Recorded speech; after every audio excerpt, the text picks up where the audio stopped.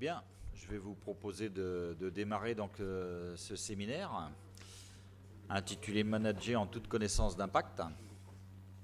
Alors, bon, quand on a choisi la date, on savait que c'était effectivement à quelques moments d'une élection dans ce pays. On ne savait pas qu'il y avait un débat le soir. On a un peu de concurrence sur une chaîne télévisée. Mais ça ne nous empêchera pas de faire ce colloque. Et puis on sait qu'il y a un certain nombre de gens qui sont aussi à distance, et on les remercie, qui vont le regarder en web TV à distance. Et puis tous ceux qui ont déjà l'habitude de le faire et qui continueront, je pense, aussi à le regarder a posteriori pour se nourrir des réflexions de l'Observatoire. On a choisi un thème qui n'est pas un thème spécialement nouveau, en tous les cas pour l'Observatoire. Il y a eu un certain nombre de travaux dans le passé où on s'est intéressé déjà à la question de l'analyse critique des outils et des modèles de gestion.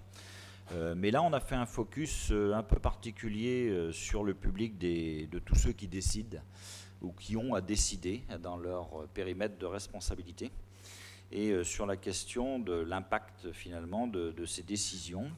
Alors c'est entre les premiers moments où on avait abordé ces sujets et puis aujourd'hui, en avril 2017, il y a un certain nombre de choses qui ont quand même évolué.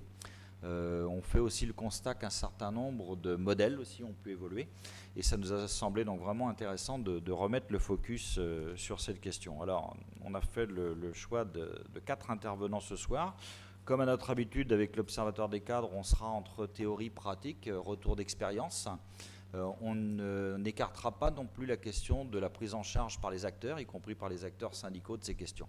Mais on va le faire dans un ordre particulier, précis, puisqu'on demandera d'abord effectivement à Alexandre Rambaud de faire un petit travail de pédagogie, c'est-à-dire de quoi on parle, les externalités. Est-ce que c'est quelque chose qui se modélise, y compris à travers des outils de gestion et de comptabilité? Donc il y aura une petite présentation à cet effet. Et puis, cet apport, on va dire, un peu académique et scientifique, on va le compléter dans une transition assez fluide avec une intervention de Christophe Alliot. Ils se présenteront eux-mêmes après. Mais déjà avec des premiers retours d'expérience, ces modèles, qu'ils ont mis d'ailleurs quelques années à mettre au point. Ça sera intéressant qu'ils nous disent comment ils ont fait. Mais surtout comment, lorsqu'ils ont voulu les mettre un petit peu en pratique dans un certain nombre de filières d'activité, les premiers enseignements, premiers retours d'expérience.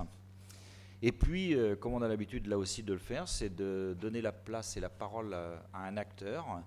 Et là, il nous a semblé intéressant d'interroger la fonction achat, alors sous un angle particulier, puisqu'il s'agit effectivement d'une commission de marché à la SNCF, et Pascal Anzilotti, qui est à ma gauche, nous dira concrètement voilà de quoi ça retourne et comment, là aussi dans ce périmètre de responsabilité, se pose la question de la prise en compte d'un certain nombre d'externalités, ou comment est-ce qu'on prend en compte des critères de RSE, de responsabilité sociale. Et puis la dernière intervention qui sera celle de Magali Benoît, qui a pris une initiative il y a quelques mois maintenant, de dire autour de la question de la sous-traitance. Beaucoup de choses se jouent aux interfaces entre l'entreprise, les prestataires, les sous-traitants. Et que, bien sûr, les questions de responsabilité, les questions de l'impact, on fait souvent de la sous-traitance et de la sous-traitance en cascade. Donc, ils ont fait le choix de réunir plusieurs secteurs professionnels très différents à l'intérieur d'une organisation. Et en mettant un focus sur cette question, ça a donné lieu à un débat d'ailleurs au niveau le plus haut de l'instance de la Confédération CFDT. Mais c'était intéressant d'avoir aussi le point de vue d'un syndicaliste sur une prise en charge de ces questions. Et d'ailleurs, pourront s'interpeller les uns et les autres pour dire mais est-ce que ça se cause finalement entre toutes ces personnes, On posait la question à Pascal tout à l'heure, avec qui il parle de ces questions-là? Avec les administrateurs salariés, avec les élus? Enfin, c'est intéressant mais effectivement d'avoir ce type d'interpellation. Et bien sûr, on donnera la parole à la salle. Voilà pour le cheminement, et on va tout de suite donner la parole à Alexandre Rambaud qui va en profiter pour se présenter lui-même. Oui, bonsoir. Alors tout d'abord, merci pour cette invitation sur un thème en plus particulièrement intéressant et important. Donc je suis Alexandre Rambaud, je suis enseignant-chercheur à Groupe Paris Tech et chercheur associé à Paris Dauphine. spécialisé en comptabilité financière et comptabilité socio-environnementale. Je collabore avec un certain nombre d'autres universitaires et de professionnels au développement de modèles comptables qui visent à prendre en compte justement des problématiques d'impact sociaux au sens large.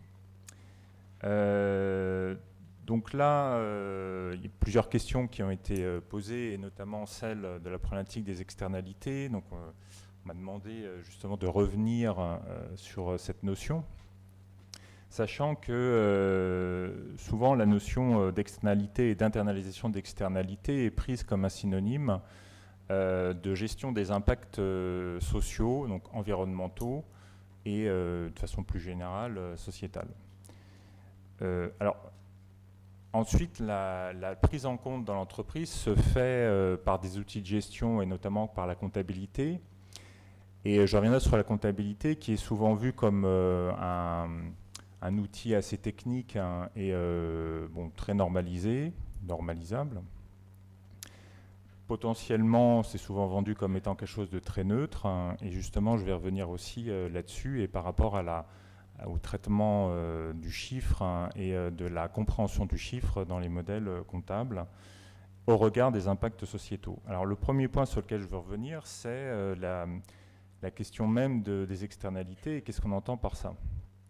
En fait, la définition précise d'une externalité renvoie à un modèle particulier socio-économique qui est le modèle dit néoclassique, qui est le modèle dominant mainstream en économie, et qui est défini comme les coûts et les avantages qu'un agent économique génère sur un autre agent économique et qui n'est pas médiatisé par un marché. Alors il y a deux points absolument essentiels dans cette définition, c'est que ce sont des interactions entre agents économiques, c'est-à-dire que les externalités, on ne va pas pouvoir parler d'une externalité vis-à-vis, je ne sais pas, je prends un cas des questions qui existent beaucoup au niveau de l'environnement, la question ne va pas être vis-à-vis d'une forêt elle-même. C'est-à-dire que les externalités ne sont pas vis-à-vis d'une forêt elle-même, c'est vis-à-vis des dommages causés à des consommateurs qui profitent de la forêt, d'une façon ou d'une autre. Donc ça, c'est un premier point, c'est uniquement donc des agents économiques. Et deuxième point, c'est la médiation par le marché. En fait, la façon d'éliminer des externalités, ce n'est pas de résoudre les problèmes qui sont derrière, c'est de créer des marchés soit réels, soit virtuels. Donc, la question de l'internalisation des externalités, c'est comment internaliser des valeurs qui seraient amenées à être générées par des marchés qui n'existent pas, ou des valeurs qui existent sur des marchés créés pour l'occasion. Le meilleur exemple étant le cas du CO2, où quand on parle de l'externalité qui est le carbone,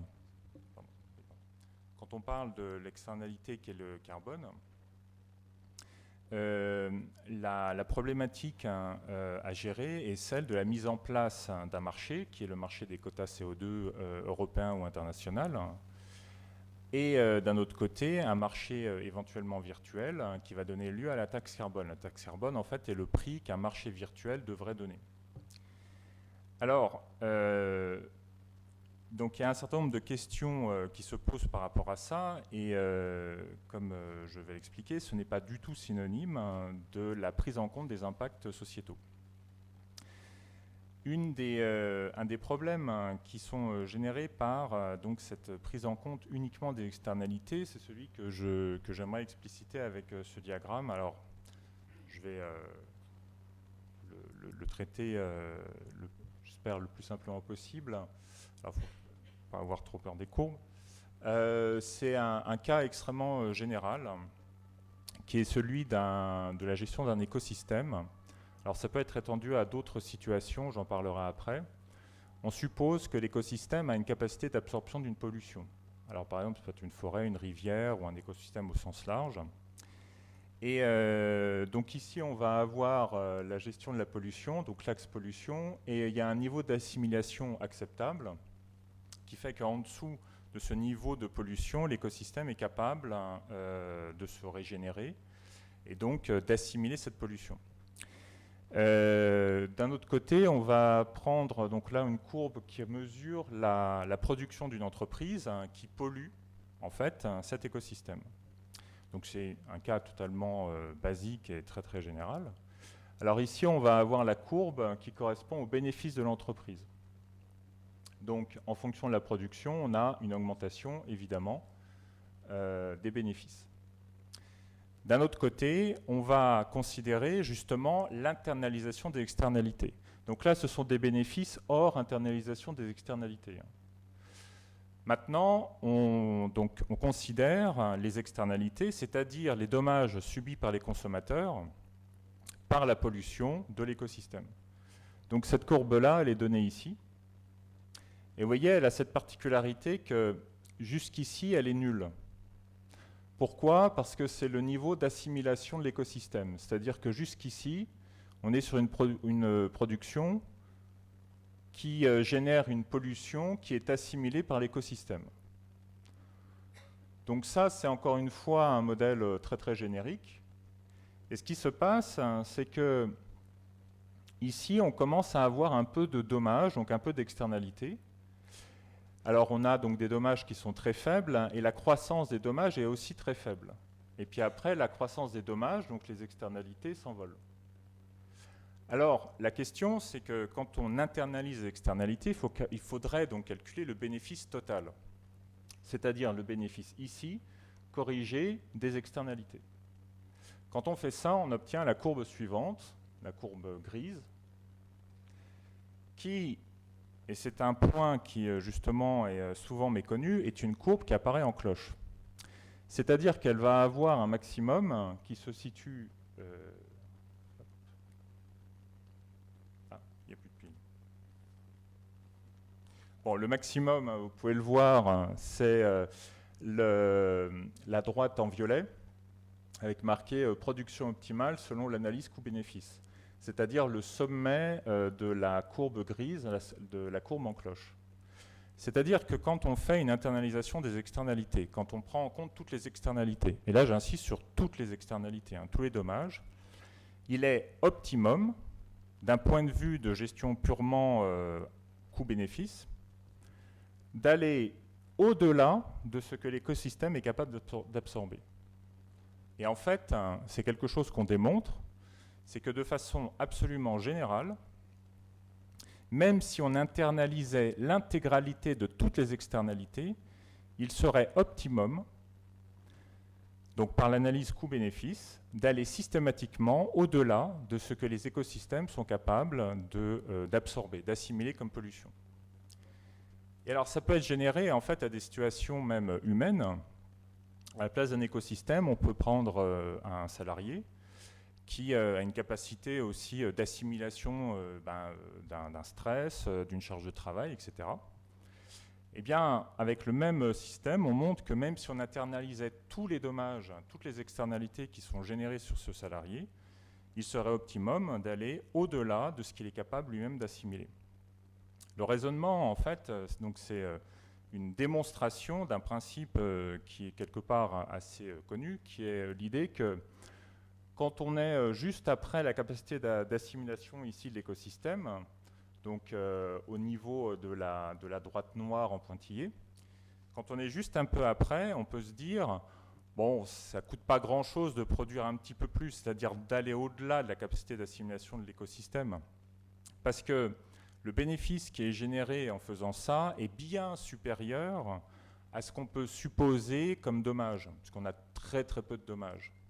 Et c'est ce raisonnement-là qui fait qu'au bout d'un moment, on détruit progressivement à petit feu les écosystèmes et toute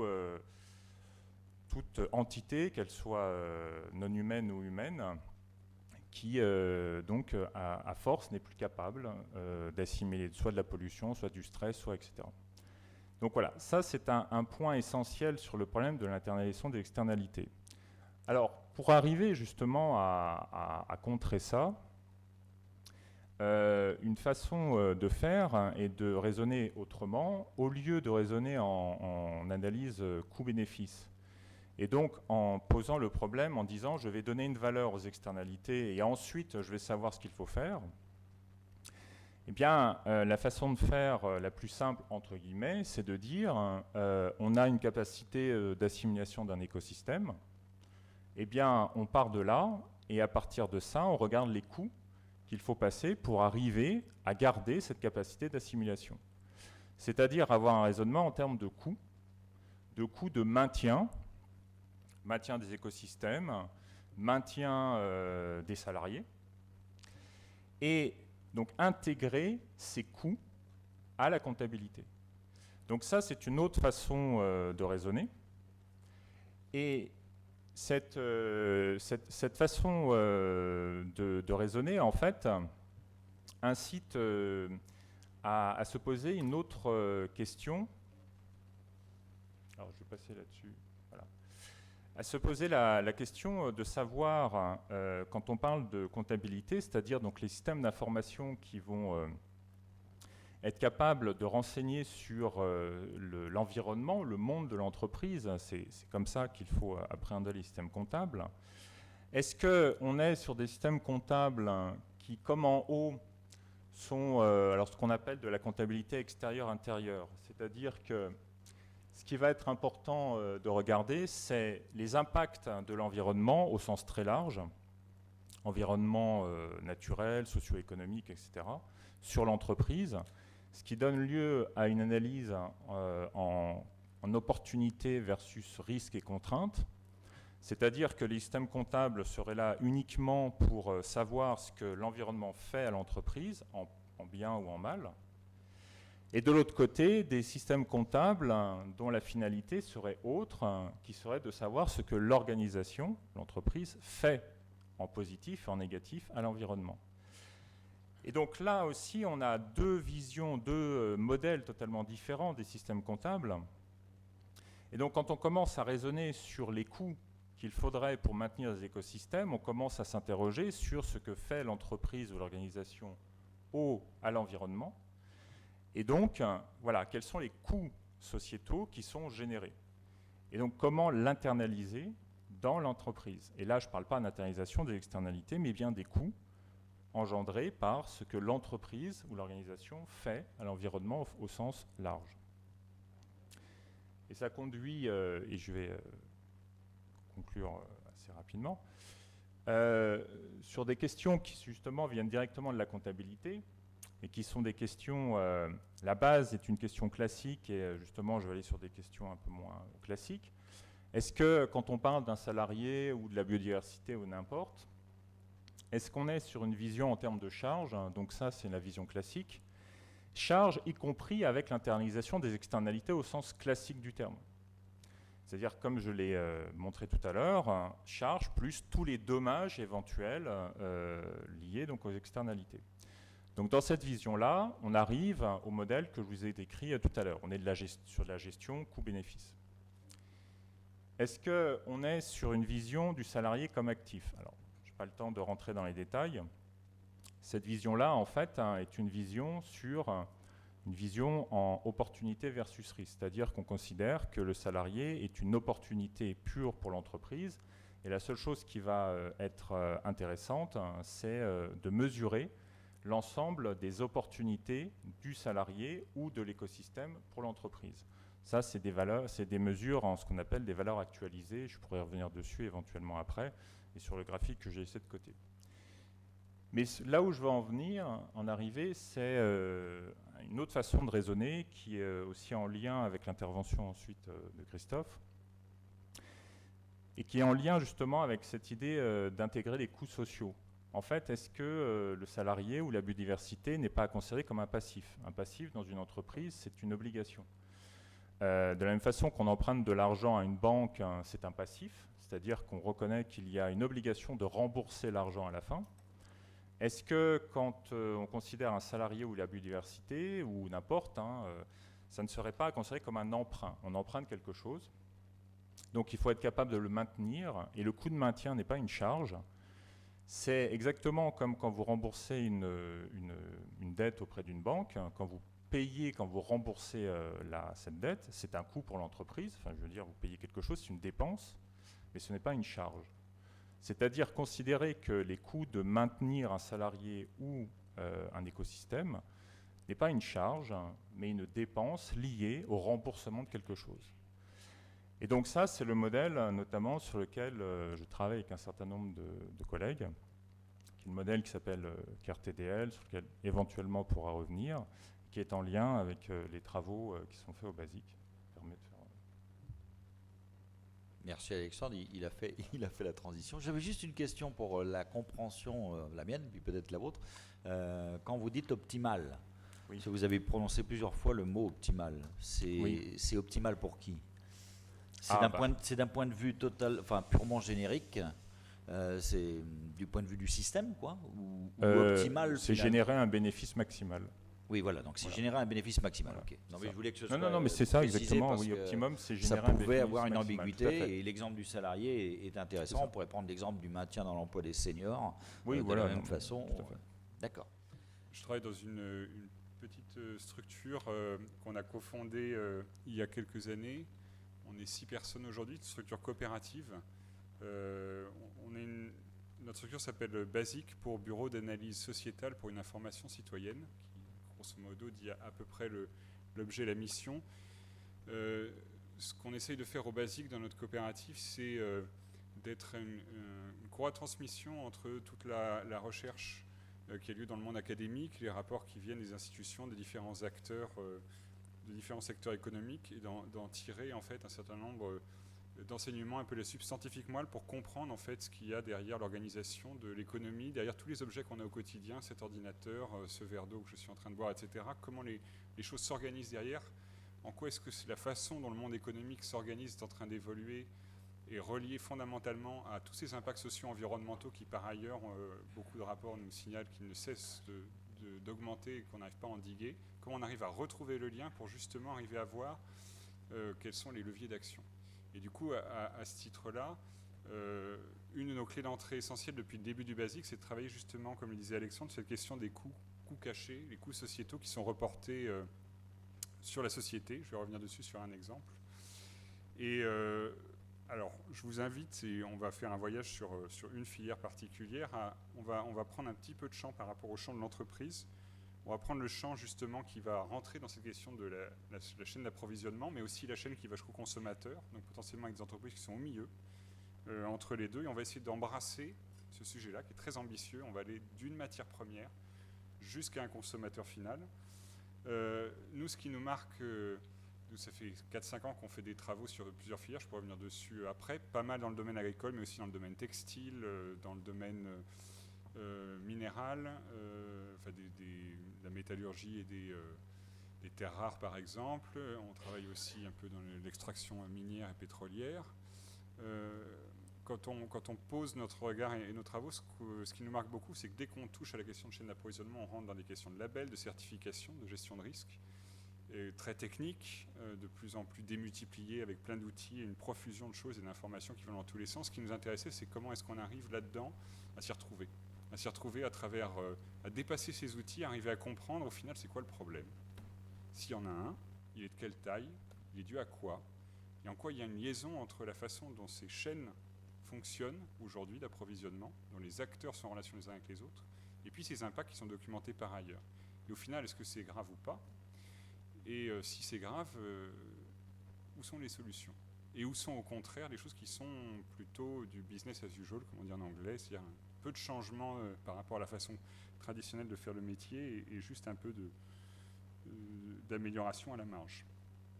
Et puis, je disais, on a une courroie d'entraînement ou un maillon entre plusieurs mondes, parce que d'un côté, on vient du coup puiser dans la recherche académique, dans les travaux, les rapports existants. On ne réinvente pas la poudre, même si on complète un peu avec la recherche complémentaire. Et l'autre côté, ce qui nous intéresse, c'est comment on en fait quelque chose qui est facilement compréhensible, qui permet aux entreprises concernées, mais plus largement à toutes les parties prenantes, au gouvernement, aux syndicats, aux ONG, d'arriver à comprendre et à partager un état des lieux, et potentiellement d'animer du coup un débat public, critique, mais étayé, et dans la mesure du possible objectif. Donc j'espère que ça va nous susciter pas mal de débats. Alors, pour rendre ça très concret,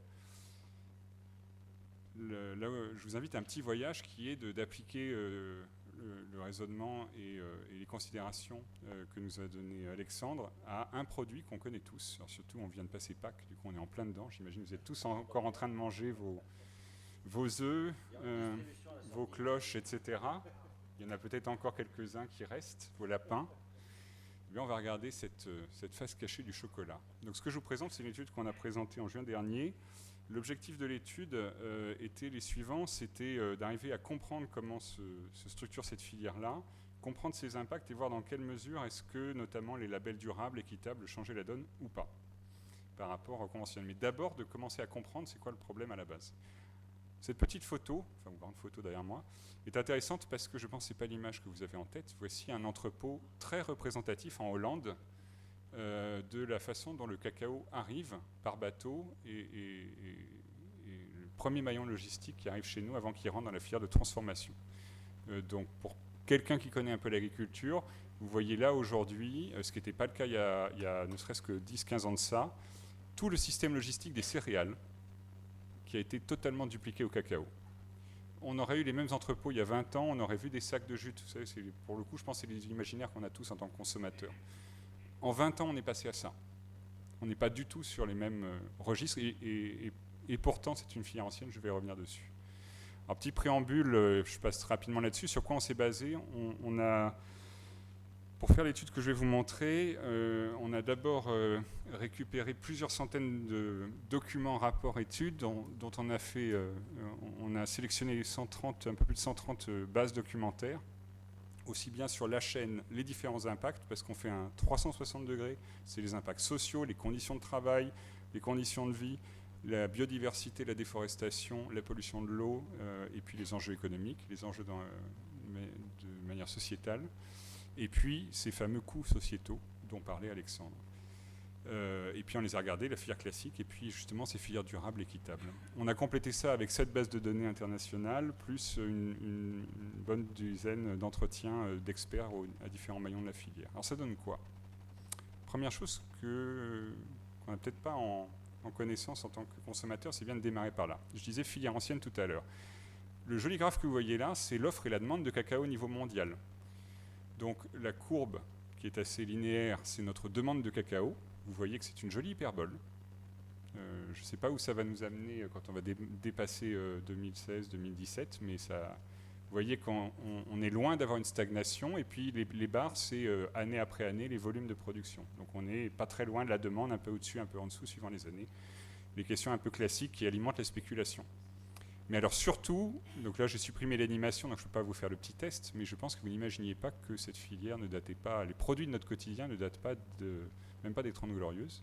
La première tablette de chocolat au lait, et c'est pas pour rien, c'est un peu la fondation de tout le secteur, c'est Nestlé, 1875. On a une marque française qui est la première marque qui fait de la tablette au chocolat. On invente ce produit-là en fait à la fin du 19e siècle. Avant de ça, on ne savait faire que de la boisson. En fait, on invente le procédé qui va être celui de séparer le beurre de cacao de la pâte, remettre ça ensemble, un peu comme on bat des œufs en neige, on remet le jaune et puis on fait quelque chose d'autre avec. C'est un peu le même principe, on fait la tablette et elle reste à température ambiante et du coup on peut tout d'un coup imaginer tout un univers de produits. Mais regardez le Toblerone. Alors désolé, c'est sur 1905 quand même. Hein. Kit Kat, vous n'imaginez peut-être pas, Kit Kat, il s'en vend chaque année, je ne vais pas vous faire un test, il s'en vend plus de 25 milliards de barres. Pas mal, milliards, oui. Donc on est à 8 barres par personne sur la Terre, par an. C'est quand même un sacré succès. 1935. En même temps qu'on a Mars, qu'on a Smarties, etc., etc. Donc en fait, ce que ça indique, c'est que nous avons un imaginaire que le chocolat, c'est ce joli produit, justement, qu'on vient de déguster à Pâques ou qu'on déguste à Noël. Non, le gros du marché du chocolat mondial, c'est pas ça. C'est clairement, je vais revenir dessus, des produits gras et sucrés, enrobé de quelque chose qui donne du goût, qui s'appelle du chocolat, avec du cacao à l'intérieur. Mais le gros du marché mondial, c'est pas le joli chocolat noir qu'on a en France. Alors justement, en France, on est face à quoi et on mange quoi ? Première chose, alors en préambule, qu'est-ce qu'on mange ? Alors on est un pays très particulier quand même hein, dans ce voyage-là. Pour nous, c'est important de commencer à comprendre ça avant d'arriver aux coûts sociétaux. On mange grosso modo, un tiers de tablettes. Donc les 2 tiers du reste, c'est tous les Smarties, les Kit Kat, etc., etc. Donc le chocolat en tant que tel, c'est 1 tiers. Dans ce 1 tiers-là, 1 tiers, c'est du chocolat noir. Nous sommes les stars au niveau mondial. Personne n'aime le chocolat noir comme les Français, les autres nous regardent en ne comprenant pas ce qu'on fait là-dedans. Alors, je ne vous parle pas du 90% de cacao, hein. Je vous parle juste de la tablette à 65% qui déjà dégoûte à peu près 90% des pays dans le monde et des consommateurs. Donc on est très particulier. Mais même avec ce goût très particulier et très prononcé pour le chocolat, on mange avant tout du gras et du sucre.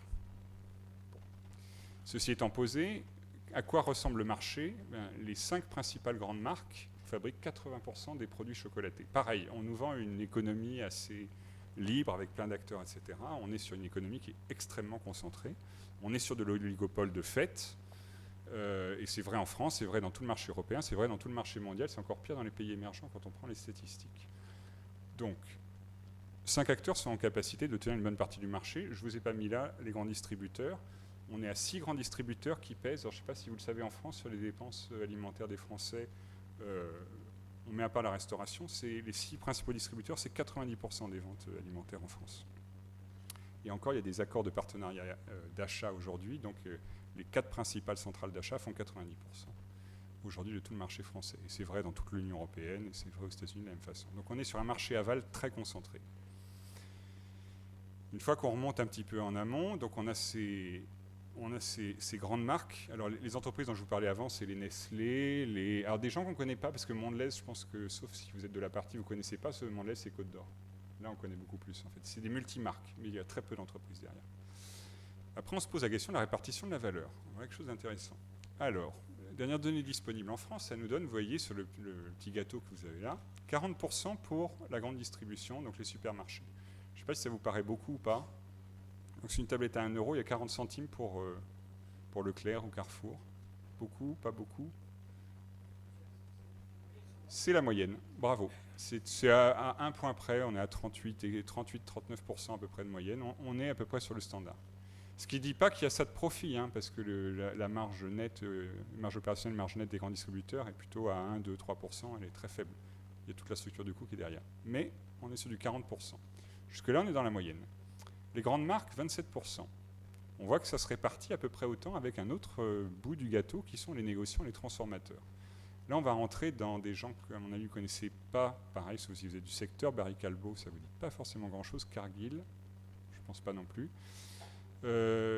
Barry Callebaut, à lui tout seul, possède une capacité de production qui est à peu près de l'ordre de 40% de toute la production de chocolat mondiale.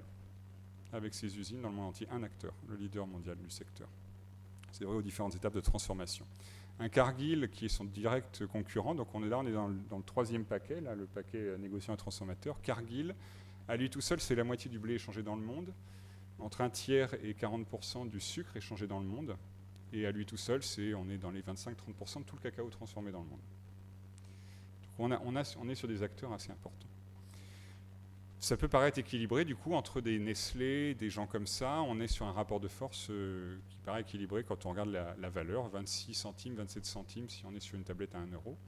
Sauf que, ce qu'il faut savoir, c'est qu'il y a 20 ans, les Nestlé, les Côte d'Or, en tout cas les entreprises qu'il y avait derrière, possédaient toute la chaîne. Ils importaient des fèves, on a vu tout à l'heure, et puis après, ils faisaient tout le reste.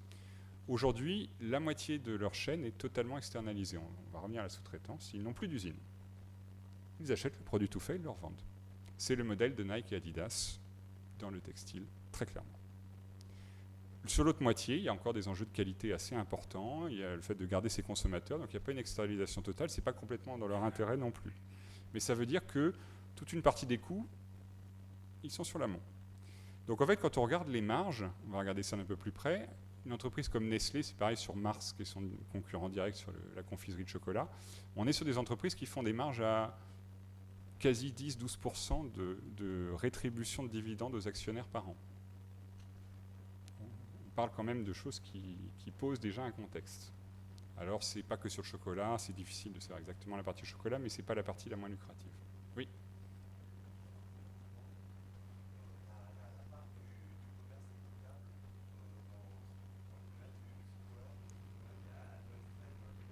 Oui, elle est à 1% en France. Si en commerce équitable, on est à 1%. Là, je suis sur le conventionnel, je ne suis pas sur l'équitable, je suis sur vraiment la tablette que vous achetez tous les jours.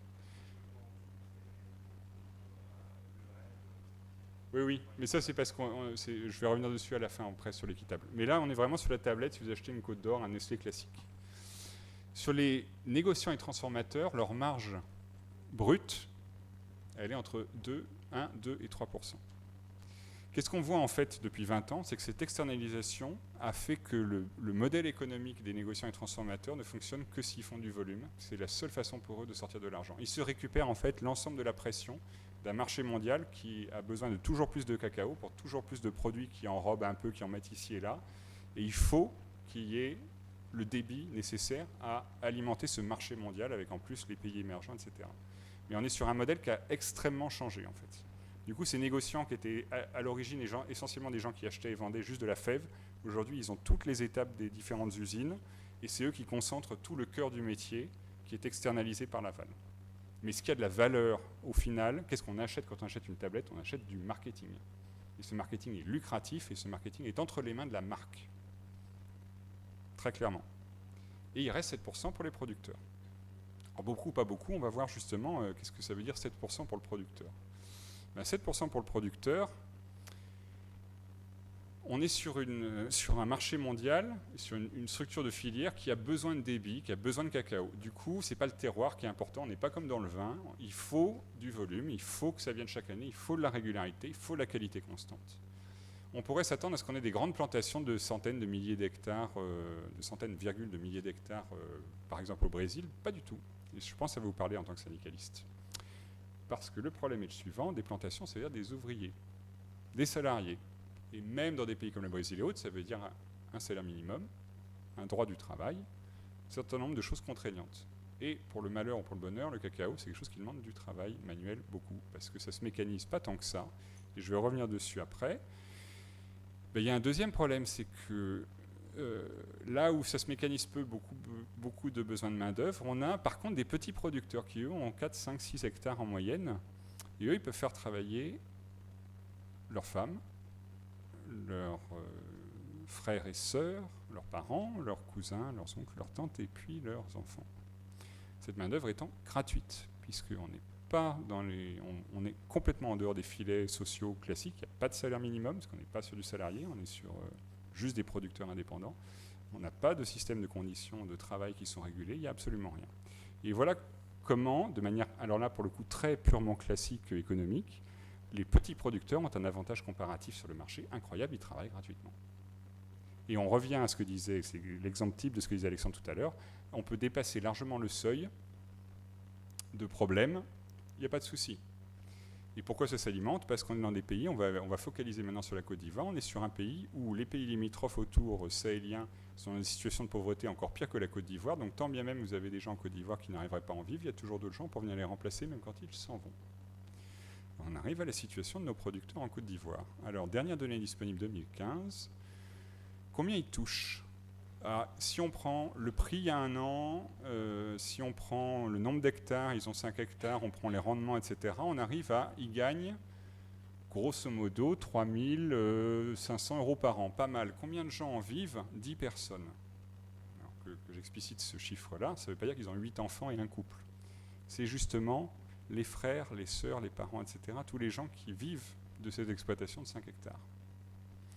Donc si on divise par le nombre de personnes qui doivent en vivre, au final, ça nous fait 329 € par an, c'est-à-dire moins d'1 € par jour.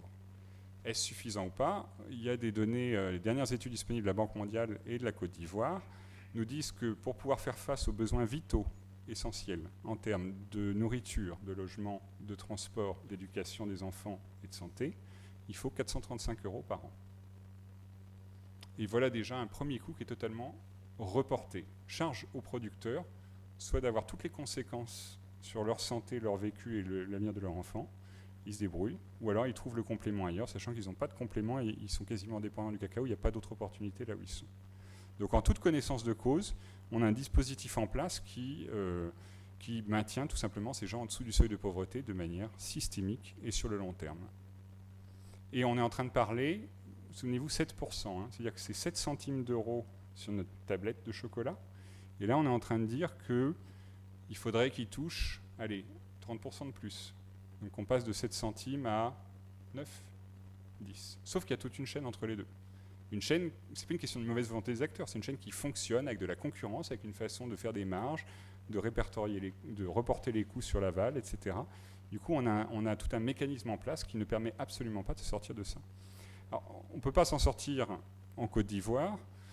On va le voir sur notre pays aussi après. On a des conséquences en chaîne, puisque du coup, on a des enfants qui travaillent dans les champs, puisqu'il n'y a pas d'autre choix, puisqu'il n'y a pas de quoi s'en sortir sinon, de toute façon. Il y a du travail à faire, on ne peut pas payer des salariés. Donc on a ces choses qui sont documentées, que vous connaissez. Et puis alors, il y a pire que tout, on va revenir à la biodiversité. Voilà les cartes du couvert forestier ivoirien, 1960, 1980, 2010. Je pense que la carte parle d'elle-même. En fait, il y a 20 ans de forêt encore devant eux. Le cacao est l'une des trois principaux vecteurs de cette déforestation-là, avec l'huile de palme et avec, que je ne dise pas de bêtises, le dernier, c'est pas le tech. En tout cas, je pourrais retrouver sur le troisième. Ce qui est intéressant à savoir, c'est pourquoi est-ce qu'on a cette chose-là. C'est que le cacao, pour le péril de tout le monde, cet arbre-là, il met 3-4 ans à pousser une première taille où vous avez des fèves.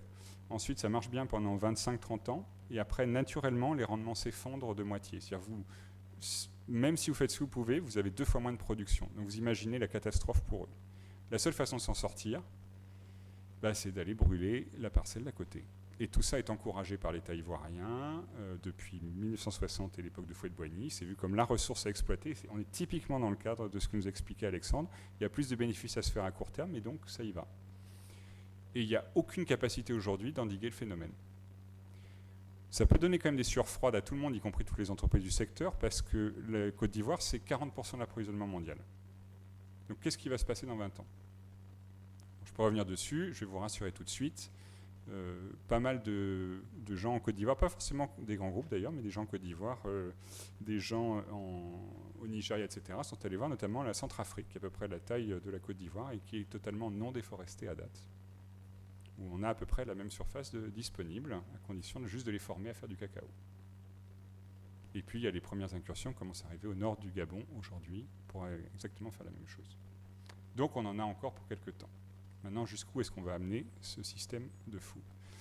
Alors nous, l'analyse qu'on porte là-dessus quand on regarde ça, sans rentrer dans le détail de ça, c'est qu'on est face à un système. Ce n'est pas une question qu'on a des problèmes sociaux d'un côté, du travail des enfants, etc. Non, on a une chaîne qui est organisée avec nous en bout de course consommateurs, dont on nous dit qu'il faut continuer à consommer plus pour soutenir l'économie. Mais consommer plus de quoi? Des produits qui ne sont même pas forcément bons pour notre santé, qui ont un peu de cacao. Ce cacao n'est absolument pas valorisé. Il faut que ce soit le tout venant et il faut qu'il y en ait toujours plus pour alimenter l'espèce de roue sans fin. Et tout ça est en train de piéger tout un système qui exploite des gens, exploite des familles, et in fine aboutit sur les seules voies de sortie qui sont soit la déforestation, soit la migration, et du coup d'autres gens qui remplacent encore derrière. Qu'est-ce que ça nous donne en termes de coûts sociétaux? Alors voilà pour finir sur la Côte d'Ivoire, et ça permet de vraiment concrétiser ce que disait Alexandre. Si vous prenez un sac, alors je reprends mon sac de 50 kg, le sac de jute que vous imaginez. Ça se vend combien? Ça se vend à peu près 160 € sur le marché mondial. Sur les 160 €, vous voyez, on a 100 € pour le producteur, 60 pour les intermédiaires en Côte d'Ivoire. Ça donne à peu près le contexte pour ce sac-là. Sauf que qu'est-ce qui n'est pas pris en compte et c'est quoi la face cachée de tout ça? C'est quoi ces coûts qui sont mutualisés, reportés? Eh bien, on y va. Il y a ce manque à gagner pour que les producteurs puissent en vivre. Un minimum, on est en train de parler sur chaque sac de 58 €. Continue. Les entreprises payent des impôts en Côte d'Ivoire. On a fait un travail qui est de répertorier toutes les dépenses du gouvernement ivoirien en termes d'infrastructures de base. Parce que la question d'avoir les moyens de vivre, ce n'est pas juste une question d'avoir de l'argent. Il faut qu'il y ait des écoles, il faut qu'il y ait des transports. Et tout le monde est bien content qu'il y ait un État à un moment donné qui vienne investir de l'argent. Du coup, on a pris toutes les dépenses de l'État ivoirien dans les zones de cacao. C'est un tiers du pays qui dépend du cacao à peu près. Du coup, c'est un peu moins d'un tiers des dépenses de l'État ivoirien qui sont vraiment sur tous les services de base. Et après, on a mis en vis-à-vis ce que payaient les entreprises internationales d'impôts. Eh bien, un manque de chance, on est un bon cran en dessous. C'est-à-dire que les impôts ne permettent absolument pas, ne serait-ce que de payer les infrastructures de base dans les zones dans lesquelles il y a du cacao et pour lesquelles tout le monde est content, parce que si l'État ne le faisait pas, il faudrait bien faire les routes, etc. On est sur le deuxième item que vous voyez à 24 € pour chaque sac, qui est un manque à gagner. Qui est-ce qui complète ce manque à gagner? Vous avez la dette ivoirienne, et puis qui est-ce qui règle la dette ivoirienne? Eh bien, entre autres, nous. l'Agence française de développement, nos impôts à nous, les plans de l'Union européenne pour continuer à mettre de l'argent parce que de toute façon, le gouvernement ivoirien n'arrive pas à s'en sortir. Et il y a une boucle infernale. Donc il est dépendant du cacao pour survivre, mais il n'y a pas les moyens pour au moins entretenir la base. Et puis on rajoute les deux choses qu'on a évoquées tout à l'heure. Tous ces problèmes, notamment de déforestation et de travail des enfants, c'est plein de programmes internationaux payés par nos impôts, avec les pouvoirs publics des États-Unis, de la France, etc., qui viennent mettre de l'argent pour essayer d'empêcher le travail des enfants, d'empêcher la déforestation, etc. Mais c'est une espèce de tonneau qui, de toute façon, est troué, et du coup, on continue à mettre de l'argent, mais on n'arrive pas à endiguer le phénomène. Parce qu'on a toute une industrie derrière, avec nous, de toute façon, en bout de course, et il y a tout un système qui est en place. Et du coup, ça nous amène à ça, c'est-à-dire pour chaque sac qui est vendu 160 €, alors c'est qu'une estimation, c'est qu'à l'ordre de grandeur, le chiffre...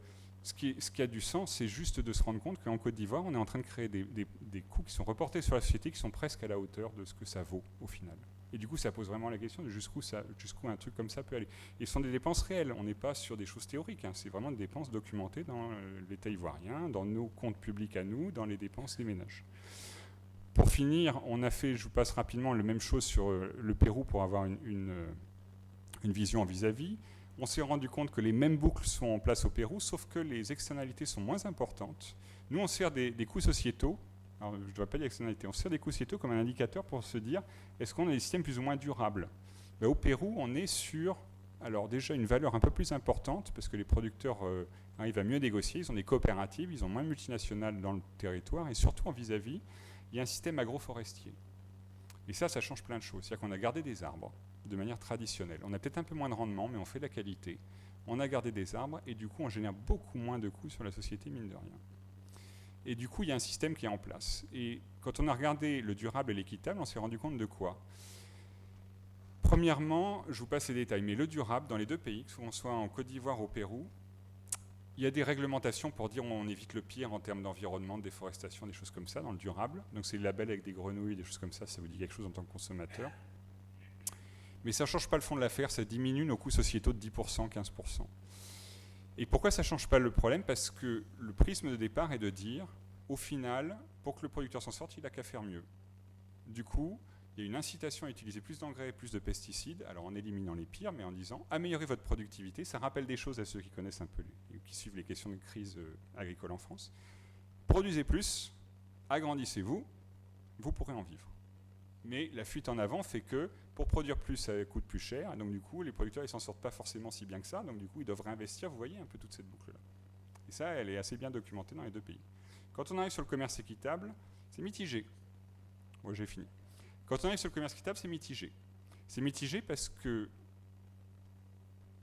la mauvaise nouvelle, c'est qu'en Côte d'Ivoire, ça améliore un peu mieux le commerce équitable, mais ça ne change pas non plus la donne. Ça diminue de 20%, mais on reste à des coûts sociétaux importants, parce que derrière, ce qui est important, c'est de se rendre compte que le commerce équitable, il est pris dans le fait que, alors, votre question de tout à l'heure, il représente qu'1% à peine des volumes Côte d'Ivoire, donc c'est tout petit.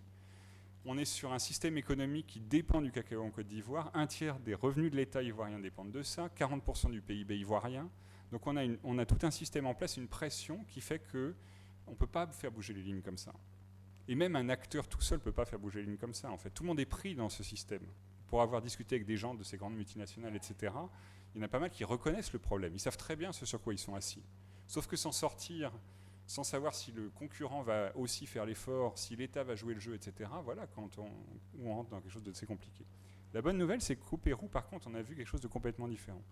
On a vu, grâce au commerce équitable, un système totalement différent se mettre en place, qui est une boucle vertueuse, qui permet d'arrêter la déforestation et d'endiguer le problème de travail des enfants. Ce qui est intéressant, c'est que ce n'est pas que lié du tout à la question des cahiers des charges. On revient sur les questions de certification, de chaîne d'approvisionnement. C'est lié au fait que la chaîne de valeur est totalement différente. Si, en tant que consommateur, vous vous intéressez au commerce équitable ou au bio, si vous allez dans un magasin Biocoop ou même chez votre Franprix, etc., et que vous regardez un peu, ce que le commerce équitable a fait grâce au Pérou et à certains autres pays, c'est de créer tout un univers de produits qui n'existaient pas avant, qui sont des tablettes de pure origine, des tablettes de chocolat du Pérou, des tablettes de chocolat d'Équateur, etc., même de Côte d'Ivoire à toute petite échelle, qui ne sont pas vendues du tout au même prix, dont la répartition de valeur n'est pas du tout la même, et qui permettent de sortir complètement de ce système piégé et d'avoir un argent qui reste dans le pays qui est 2 à 3 fois supérieur à ce qu'on a dans une chaîne classique. mais qui est lié au fait qu'on ne vend pas du Kit Kat, qui est essentiellement de la matière grasse et du sucre. On vend une tablette de chocolat noir ou au lait avec un fort pourcentage de cacao qui valorise le terroir. Voilà quelque chose qui nous parle en tant que Français, nous qui sommes attachés à notre modèle sur le vin, sur le fromage, aux AOC, etc. On est sur ce registre-là. Et là, tout d'un coup, il y a autre chose qui peut se créer. Mais ça veut dire de changer de modèle de consommation aussi, et de production. Et là, tout d'un coup, on a quelque chose de positif qui se joue entre toute une chaîne qui s'organise autrement et toute une boucle d'impact qui peut s'organiser de manière positive à condition d'avoir un certain nombre de lignes rouges et de vérifications sur le terrain. Et du coup, ma conclusion, ce qui revient de ça et ce qu'on a poussé, il y a des choses intéressantes parce que, je pense par rapport au débat, c'est que nous, ce qu'on retire d'une expérience comme celle-là ou d'une analyse comme celle-là, c'est qu'un seul acteur ne peut pas tout faire bouger. Il y a un rôle et une articulation pour différents niveaux. Il y a un rôle pour les pouvoirs publics d'abord. Pouvoirs publics chez nous, pouvoirs publics là-bas, dans ces pays de production. Il y a une nécessité d'avoir des règles du jeu qui sont ne serait-ce que nécessaires pour que les entreprises puissent être dans un autre univers de règles du jeu et du coup commencer à recaler leur positionnement par rapport à ça. Du coup, il y a une question Alors, ce qui est intéressant, c'est que le gouvernement ivoirien a mis en place un système de prix minimum garanti qui a quand même si ça va mal en Côte d'Ivoire, il faut savoir que le gouvernement ivoirien a mis en place un prix minimum qui a été multiplié par 2 en 7-8 ans. Il a sauvé sa filière. Il y a une semaine, il y a eu sur le marché mondial une surproduction. Les cours ont plongé à la bourse de New York. Le gouvernement ivoirien, cette année, a été obligé de diviser par 2 son prix minimum, sous pression de tout le système. Parce que toutes les multinationales et tout le monde dit, nous, on ne peut pas. On ne peut pas continuer, le marché mondial, il est à ça. Vous avez beau faire 40% du volume, c'est pas possible. Donc là, la crise est en train d'arriver en ce moment en Côte d'Ivoire. Ça chauffe assez fort, parce que comme ça, du jour au lendemain, ça laisse 5 millions de producteurs et leurs familles dans un état excessivement compliqué. Et on voit que du coup, un État seul ne peut pas tout faire.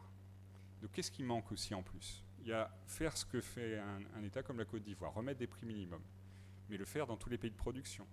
Il y a un besoin que les États comme l'Union européenne mettent peut-être un certain nombre de conditions minimum à cette filière aussi du côté des marchés de consommation. Il y a une nécessité qu'en bout de course, ça commence par les distributeurs qui s'engagent. Parce que nous, on n'est pas au courant en tant que consommateurs qu'on a ça. Qu'on a cette mise en tension qui est là et qu'on a une responsabilité en tant que consommateur dont on ne se rend même pas compte quand on achète des produits.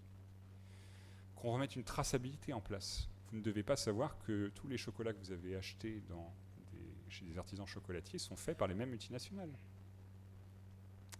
95% des volumes des artisans chocolatiers, pour qu'il arrive au prix où on l'achète, il est fait dans des grosses usines. Il n'est pas fait par l'artisan chocolatier dans le fond de son arrière-cour. Ça fait belle lurette que ce n'est plus le cas. Du coup, ça nous réinterroge entièrement. Mais du coup, il y a une question de sourcing responsable, il y a une question de certification, il y a une question de responsabilité des politiques d'approvisionnement. Il y a une question que les entreprises seules, même les plus importantes, ne peuvent pas bouger toutes seules. Et puis, il y a un rôle pour nous, les consommateurs, les associations, et puis les syndicats, de rentrer dans ces compréhensions de filière et de dire, à partir de là, comment est-ce qu'on arrive à faire bouger les lignes ? Ça ne va pas bouger d'un coup, d'un seul. C'est un peu notre recommandation à la fin. Il va falloir du temps, mais il faut certainement qu'il y ait une action mutuelle de pas mal d'acteurs et de parties prenantes en coordination. Merci. Merci Christophe. C'est vrai que on connaissait l'exemple et la démonstration sur la filière lait, sur la filière chocolat, c'est assez édifiant. Je comprends, et puis on va peut-être ouvrir déjà quelques questions avec la salle, parce que bon, ça peut susciter beaucoup de capacité d'indignation de la part des uns et des autres d'ailleurs. Et tu l'as dit fort justement, derrière tout ça il y a un système, il y a des faces cachées, mais derrière les systèmes il y a aussi des hommes. Moi j'avais une question, et puis je vais vous en donner la possibilité d'en poser d'autres qui s'adressent aux 2 premiers intervenants. Derrière ces systèmes, il y a effectivement un certain nombre de décideurs. Alors j'entends bien qu'il y a un besoin de régulation, il y a un besoin de contre-pouvoir, mais j'ai quand même une question.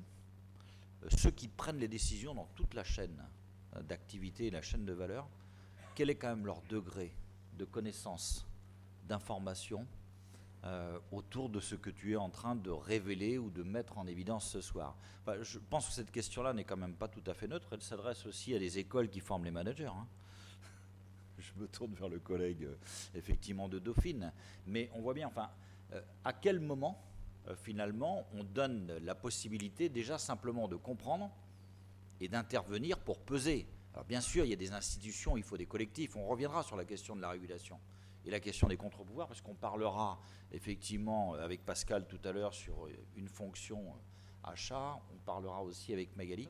On va rester sur la question des modèles et des systèmes, mais cette fois-ci on va passer à une dimension plus nationale et aussi territoriale d'ailleurs. En demandant à Pascal, donc, qui préside une commission des marchés à la SNCF Mobilité, va nous expliquer de quoi ça retourne, sa fonction, mais de dire, mais finalement, dans cette fonction et dans cette responsabilité-là, enfin, c'est aussi un collectif, qu'est-ce qui se joue justement autour de la question justement de la prise en compte des impacts à travers, là aussi, un certain nombre d'exemples. On va lui donner la parole. Merci Jean-Paul. Alors avant de me présenter rapidement, je vais vous dire 2 mots de la SNCF, qui est mon entreprise, que j'aime, même si aujourd'hui il y a quelques petits soucis sur la ligne D et la ligne B. Alors pour rebondir au propos d'Alexandre, c'est un exposé qui m'a beaucoup intéressé, parce que quand on parle d'externalité à la SNCF, on est bien placé pour en parler. Mais on parle d'externalité positive, d'externalité en termes d'empreinte carbone réduite du fait de nos modes d'énergie utilisés, externalité en termes d'accidentologie et de toutes ces conséquences sur la société, la détérioration des routes et des autoroutes et la sécurité. En quelques chiffres, en 2016, on a transporté 13,5 millions de voyageurs par jour. Vous imaginez que si on mettait ces 13,5 millions de voyageurs sur les routes, ça serait un gros capharnaüm. On compte plus de 170 000 chargeurs pour le fret dans le monde. Alors les externalités, elles sont reconnues par tous, même si souvent on nous dit que la SNCF coûte cher pour le contribuable, mais elles ne sont jamais valorisées ni compensées économiquement parlant. Et récemment, elles ont été évaluées à plus de 400 millions d'euros par an. Donc de gains pour la société, parce que même si on a parfois des accidents comme à Brétigny, il faut savoir quand même que le nombre de victimes de Brétigny est inférieur au nombre de victimes qu'on a tous les week-ends, sur nos routes. Et l'accident de Brétigny, c'est encore trop, mais il se produit environ une fois tous les 10 ans. J'en viens maintenant à me présenter rapidement. Donc, je suis, comme vous l'avez compris, un vieux cheminot depuis 37 ans et syndicaliste à la CFDT depuis 30 ans. Donc, j'ai exercé quasiment tous les mandats de représentation dans l'entreprise, DP, CE, CCE, CHSCT. Enfin, pour terminer, à l'approche de la retraite, comme administrateur salarié parrainé par la CFDT au conseil d'administration de SNCF Mobilité. Et donc à ce titre, le président Pépi m'a confié la présidence de la commission des marchés de l'EPIC SNCF Mobilité. Donc je vais vous expliquer rapidement en quoi consiste cette commission des marchés, comment on fait nos achats au sein de la SNCF, comment on inclut la valeur solidaire et RSE, et quel est le rôle que j'ai moi au sein de cette commission pour faire un peu un aiguillon pour faire progresser ces valeurs de solidarité qui me tiennent particulièrement à cœur. Alors qu'est-ce que c'est que cette commission des marchés ? Eh bien, c'est une commission qui est prévue par la loi de 2014, donc suite à la réforme du ferroviaire, je ne vais pas rentrer dans les détails. Donc elle a pour rôle principal de contrôler la validité juridique des procédures d'achat au-delà de certains seuils qui sont fixés aussi par la loi, donc 15 millions d'euros pour les marchés de prestations de services, 40 millions d'euros pour les autres marchés. Donc on n'a pas du tout à l'origine vocation de s'intéresser sur les biens fondés des décisions politiques et qui sont prises en amont, mais on a juste un rôle de validation juridique, sachant que les marchés de plus de 80 millions font l'objet donc d'une décision en conseil d'administration. Alors, dans cette commission, on retrouve des administrateurs, bien sûr, les membres de la commission de contrôle financière, le directeur des achats, le directeur financier, des représentants de l'État, un représentant du service juridique spécialisé en contrôle des marchés publics. Pour vous donner une idée, on traite à peu près un montant de 1,5 milliard de marchés par an, avec des pointes à 7 milliards d'euros quand on a des achats de matériel roulant à faire, comme cette année, récemment, on vient d'acheter des rames RER nouvelle génération qui ont fait monter le montant à plus de 7 milliards. Alors comment ça se passe les achats dans l'entreprise? Quand un achat conséquent ou un investissement est décidé par le COMEX ou par le Conseil, les procédures d'achat et d'appel d'offres sont lancées par notre direction des achats. Puis les dépenses sont ensuite validées par un comité des engagements qui est composé des principaux responsables de l'entreprise. Et enfin, le marché est examiné par la commission s'il dépasse les seuils dont je vous ai parlé précédemment. Donc, comme je vous l'ai dit, c'est un rôle qui pourrait donc être uniquement de validation juridique, sans approche politique. Mais moi, en tant qu'administrateur salarié, donc militant, j'ai souhaité donner un rôle plus incitatif à cette commission, notamment pour tout ce qui concerne les aspects de RSE dans les marchés et dans les achats, et plus particulièrement sur l'emploi, sur l'insertion, la solidarité et les aspects environnementaux. Alors déjà, brosser rapidement la situation actuelle dans la SNCF, la solidarité à la SNCF, c'est dans l'ADN des agences, c'est historique. Mais nous, on considère qu'en tant qu'établissement public, la SNCF doit être exemplaire en termes de responsabilité sociétale et de solidarité.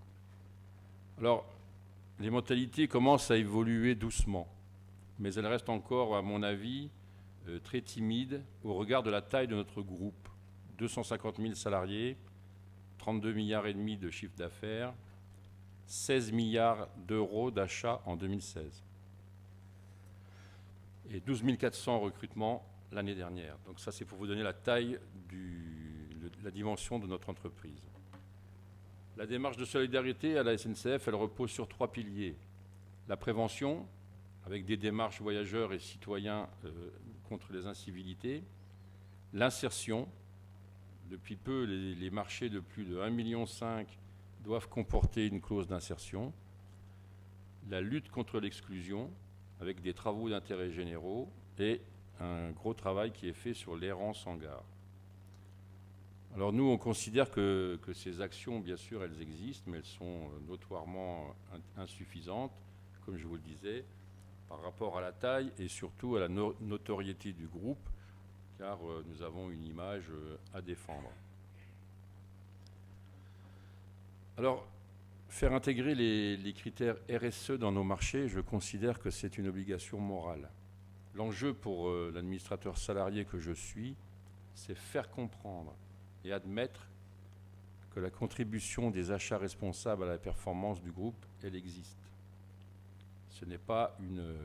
Les achats responsables, ce n'est pas une charge, mais c'est une responsabilité et elle peut contribuer à la performance. Alors, les achats responsables, comment peut-on passer d'une performance économique à une performance globalement responsable? Alors, la démarche repose sur 3 items. Premièrement, les fournisseurs. Il faut savoir à qui on achète. Donc, ça nécessite des enquêtes, connaître la notoriété du fournisseur. Il faut qu'on sache quelle est la performance RSE des fournisseurs. Alors pour cela, nous avons des moyens de mesure de la performance. Quand on connaît la performance RSE, il faut aussi qu'on aide ces fournisseurs à progresser. Quelle maîtrise des risques RSE dans la chaîne d'approvisionnement? Quelle est la mise en œuvre d'une démarche achat solidaire et équitable de la part de ses fournisseurs? Et enfin, un gros point qui est très important et sur lequel je reviendrai après, c'est quelle politique vis-à-vis des PME? Le deuxième point, c'est sur les métiers. Il faut qu'on sache ce que l'on achète, il faut qu'on connaisse les enjeux, qu'on mesure les risques et les opportunités environnementaux, sociaux et sociétaux. Et enfin, ce sont les hommes, donc les hommes qui pratiquent ce métier d'acheteur. Il faut absolument leur donner les outils nécessaires pour déterminer un processus et des méthodes avec eux, pour mettre en place des indicateurs. Les acheteurs, c'est des gens de la SNCF, des salariés de la SNCF. Oui, les acheteurs, ce sont les salariés de la direction des achats, donc qui sont en charge de faire les achats qui sont décidés. Alors, quels sont les enjeux au sein de la commission? Pour nous, au sein de la commission des marchés, donc il est très important de sécuriser la chaîne de sous-traitance. Je crois que la collègue va en parler après. Il faut qu'on attire, et on le fait à maintes reprises, et on continue de le faire, et moi je continue de le faire, d'attirer l'attention de la direction sur le risque en termes d'image, parce que si on apprenait par exemple que les tenues des contrôleurs sont fabriquées par des enfants au Bangladesh, je pense que ça donnerait une très mauvaise image de l'entreprise. Et j'en profite pour dire qu'à ce sujet, il y a une nouvelle loi qui est sortie sur le devoir de vigilance des entreprises, qui est sortie en fin mars 2017, mais cette nouvelle loi ne s'applique pas aux EPIC, donc établissements publics comme nous, elle s'applique seulement aux sociétés d'anonymes, d'où notre vigilance qui doit rester accrue. Le deuxième enjeu, c'est favoriser l'emploi, et notamment via l'insertion des personnes en difficulté. Donc dans tout ce qui est les marchés de prestations de services, on y est très attentif sur tout ce qui concerne le handicap, les chômeurs de longue durée, la réinsertion sociale et les travaux d'intérêt généraux. Alors pour cela, on a besoin, au sein de notre commission, de mesurer et d'améliorer la performance RSE de nos fournisseurs par des cabinets de notation. Donc on travaille avec Vigeo et Ecovadis principalement. On doit aussi ensuite favoriser l'accompagnement de ces fournisseurs pour qu'ils progressent. Et il faut qu'on les aide à progresser en prenant en connaissance des axes de progrès qui sont préconisés par les cabinets de notation. Parce que les cabinets de notation ne se contentent pas de donner une note sur la valorisation de la RSE, ils donnent aussi des axes de progrès. Donc nous, on a à cœur de connaître quels sont ces axes de progrès pour aider ces fournisseurs à progresser. Il faut aussi qu'on capitalise les bonnes pratiques au sein du groupe, au sein de la filière, pour les généraliser. Alors, l'engagement militant de l'administrateur salarié, c'est aussi 3 points sur lesquels je vais revenir après. Donc c'est, comme je vous l'ai dit, favoriser les PME et le maillage territorial, faire intégrer de plus en plus de critères RSE dans nos achats, mais aussi être capable d'assurer un suivi et de mesurer les conséquences de cette RSE. Et troisièmement, favoriser l'insertion. Alors, sur les PME et le maillage territorial, vu la taille de l'entreprise, comme je vous l'ai dit, ce n'est pas évident de favoriser l'intégration des PME, puisqu'elles sont trop petites pour assurer les marchés qu'on met, pour lesquels on lance des appels d'offres. Donc il faut qu'on traite et qu'on prenne garde à l'effet de dépendance de ces PME, parce qu'une PME dont le chiffre d'affaires est assuré à plus de 30% auprès de la SNCF, on considère qu'il est dépendant. Et le jour où il perdra un appel d'offres, il risque d'avoir des conséquences très graves sur ses employés. Donc on favorise le regroupement de PME. J'accélère un peu parce que j'ai plus beaucoup de temps. Pour ce qui est des critères qui sont intégrés dans les appels d'offres, donc l'environnement, on cherche des produits éco-labellisés, des produits qui ont une consommation d'énergie maîtrisée, un impact carbone de la chaîne logistique, et le traitement aussi et le recyclage des déchets. Il ne s'agit pas d'acheter des trains, il faut savoir aussi comment on les traite et on les recycle une fois qu'ils sont obsolètes. Santé, sécurité et sociale. Donc, on fait faire des audits sociaux, on fait mettre des clauses d'insertion. Et on est très attentif au taux d'accident du travail dans les entreprises qui sont sélectionnées. Et enfin, comme je vous disais tout à l'heure, une certification au Ecotex pour les vêtements qu'on achète, y compris les vêtements de travail. Notre rôle, c'est aussi d'effectuer un suivi et de contrôler les pratiques RSE tout au long de la vie du contrat, parce que c'est bien beau d'avoir des critères RSE dans un marché, on peut se dire ça y est, c'est super, on est content, mais après il faut qu'on puisse le suivre et vérifier que ces pratiques sont effectives. Excusez-moi. Parce que souvent, on peut constater que la recherche de la performance économique, elle a des conséquences sur les conditions de vie des fournisseurs et des sous-traitants.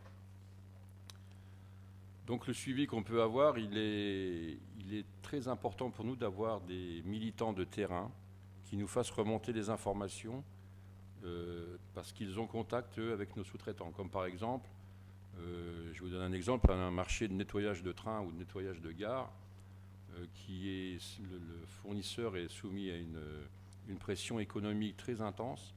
La conséquence, c'est que les personnels n'ont plus d'heures de formation sur le terrain parce que l'entreprise qui a été choisie veut faire des économies. Ça, moi, je ne le sais pas. La seule façon que je sais, que je puisse le savoir, c'est d'avoir un relais sur le terrain.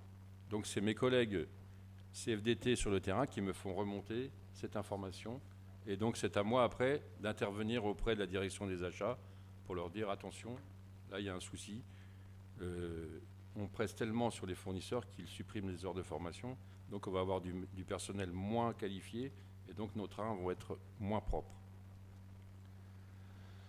Alors, je vous donne rapidement quelques exemples d'offres à valeur sociétale et environnementale qui ont été mises récemment en œuvre, pour terminer. La médiation en gare, avec l'insertion de jeunes qui étaient en difficulté, donc qui travaillent dans les gares et sur les réseaux transiliens. Je ne sais pas si vous en avez déjà vu dans les trains. Donc ils sont là pour essayer d'apaiser quand il y a des conflits entre personnes. Le transport routier de personnel sur la région de Strasbourg, Lyon, Paris, qui sont fournis à des entreprises adaptées. Les entretiens des espaces verts en Île-de-France avec aucun produit phytosanitaire, avec la prise en compte de la biodiversité et le traitement des déchets, comme je vous le disais tout à l'heure. Les rénovations de toilettes corail sont attribuées à un groupe avec une entreprise adaptée et un ESAT, équivalent de 10 équivalents temps plein. J'accélère un peu. Les cartes familles nombreuses qui sont faites par une entreprise adaptée depuis des années. On a réussi à faire attribuer un marché de nettoyage à un ESAT en Bretagne, donc qui nettoie tous les bureaux de la région de Bretagne en gare de Rennes. Alors là, c'est pareil, il faut qu'on fasse très attention quand on attribue un marché comme celui-ci à une entreprise adaptée, parce qu'en cas de perte du marché, le repreneur n'est pas obligé de reprendre le personnel. Donc il faut, comme je vous disais tout à l'heure, il faut qu'on fasse de la RSE, mais il faut qu'on soit conscient qu'il peut y avoir des conséquences. Ça, je passe. Alors la conclusion, que le rôle de militant administrateur salarié, il est prépondérant pour faire évoluer les mentalités. À chaque commission des marchés, à chaque marché, on aiguillonne, enfin j'aiguillonne sur ce sujet.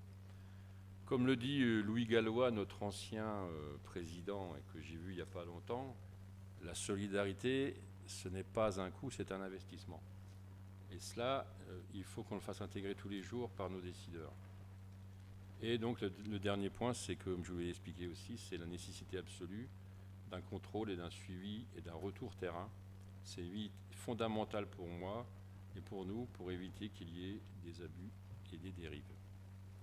Merci. Merci Pascal, avec des exemples assez pratiques. On reviendra, mais après l'intervention de Magali, autour de la place des décideurs. Tu l'as un peu évoqué, mais moi ça m'intéresserait de savoir un petit peu quelle densité de débat contradictoire il y a dans cette commission. Et puis quand tu parles effectivement des acheteurs sur le niveau d'équipement de ces managers, de ces cadres qui sont en situation dans leur responsabilité effectivement d'achat. On y reviendra tout à l'heure. Magali, on a commencé à parler un petit peu de la sous-traitance.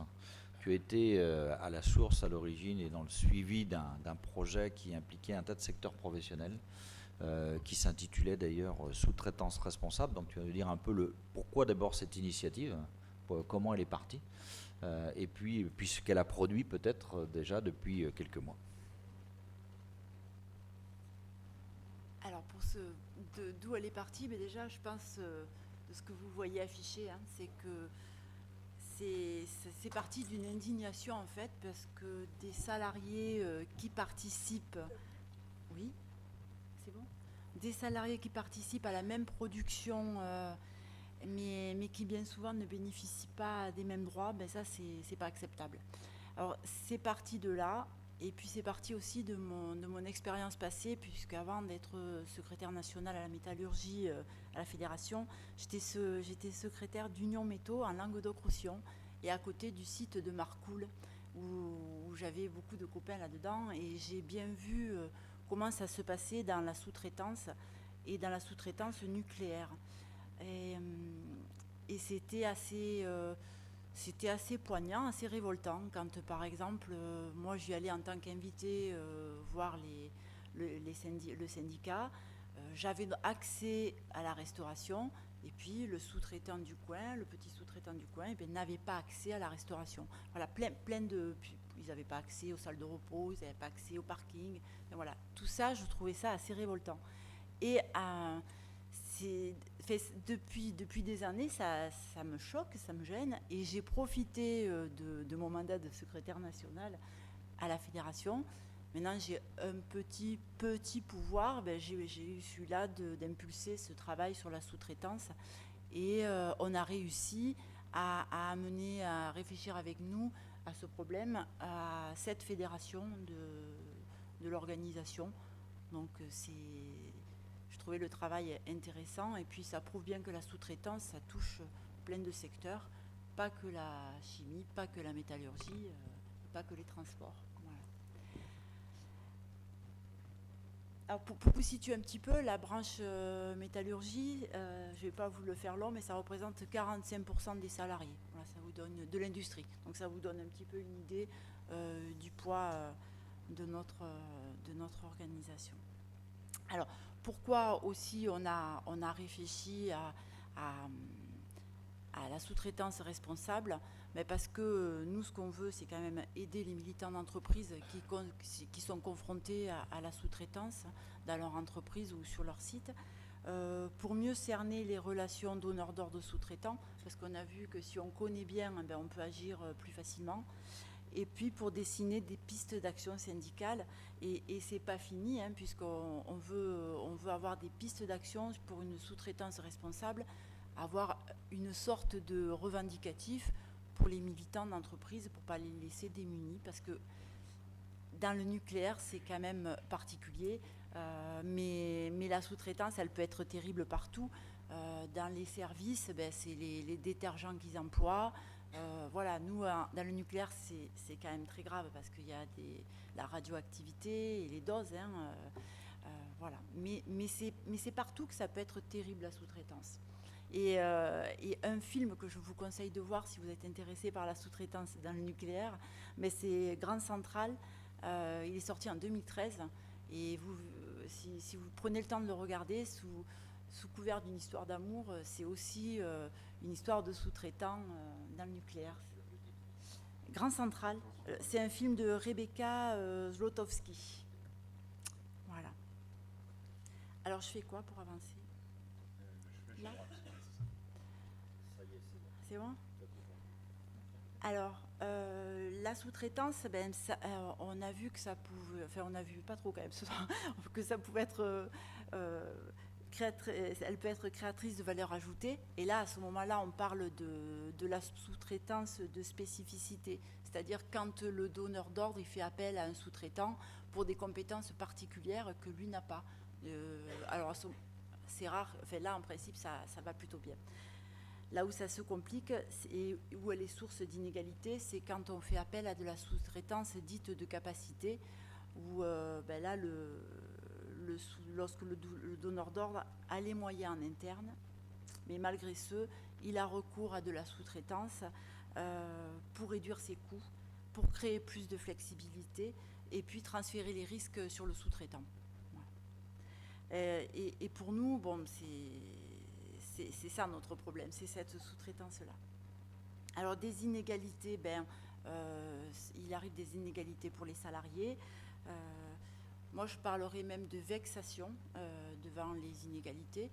Ce que je vous ai dit tout à l'heure, hein, quand certains salariés vont au restaurant et ont droit au restaurant de l'entreprise, et puis d'autres sont obligés d'aller manger sur les bancs à côté. Enfin voilà, ça, moi, je trouve ça très vexatoire. Les conditions de travail dégradées, c'est ça qui sert de variable d'ajustement. Les salariés des sous-traitants sont beaucoup plus vulnérables, ils sont plus exposés et ils sont moins protégés que les salariés des donneurs d'ordre. Pour vous donner une idée, ça c'est une donnée de 2012, mais je ne crois pas qu'elle ait beaucoup évolué, ou alors pas dans le bon sens.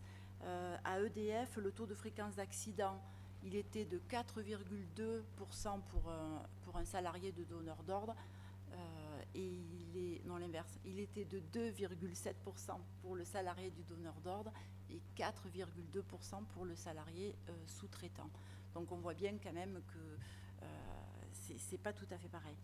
Il y a des risques sur l'emploi. Les risques sur l'emploi, c'est parce qu'il y a beaucoup de contrats précaires. C'est des ruptures de contrat. Et en plus, on l'a un petit peu entendu tout à l'heure avec Pascal quand il parlait des achats, les donneurs d'ordre souvent changent de sous-traitants justement pour tirer encore plus de bénéfices et faire marcher la concurrence. Et pour nous, ces difficultés d'implication et de rentrer dedans, d'implication et d'implantation syndicale. Il y a trop de turnover, donc souvent on forme des militants et puis paf, le donneur d'ordre change de sous-traitant, on perd tout, avec en plus, ça peut être des drames sociaux, puisque les sous-traitants perdent leur boulot. Enfin, voilà. Et ils sont très isolés. Et puis on voit bien que nous, en tant que syndicalistes, on est confrontés aussi à, au manque de solidarité des salariés entre eux, des salariés du donneur d'ordre pour le sous-traitant, puis même aussi des syndicats qui ne sont pas du tout solidaires, qui ne comprennent pas, qui défendent leur beefsteak dans l'entreprise et pas celui du sous-traitant. Voilà. Alors qu'est-ce qu'on peut faire, les actions syndicales, quelles peuvent être Là, je vais vous parler sur site, parce que c'est beaucoup plus compliqué encore quand on n'est pas sur site. Là, je vous parle d'une sous-traitance sur site, comme par exemple sur le site de Marcoule, parce que tout est regroupé. Alors là, nous, ce qu'on peut... Et puis c'est plus facile parce que les gens se voient, ils se croisent. Donc on arrive à parler avec les militants, avec les salariés des sous-traitants. Alors ce qu'on peut faire, on peut interpeller les directions lors des réunions des instances représentatives du personnel, pour leur rappeler leurs obligations et les responsabilités sociales et environnementales. On peut aussi étendre les missions du CHSCT, du donneur d'ordre, sur les périmètres où travaillent les sous-traitants.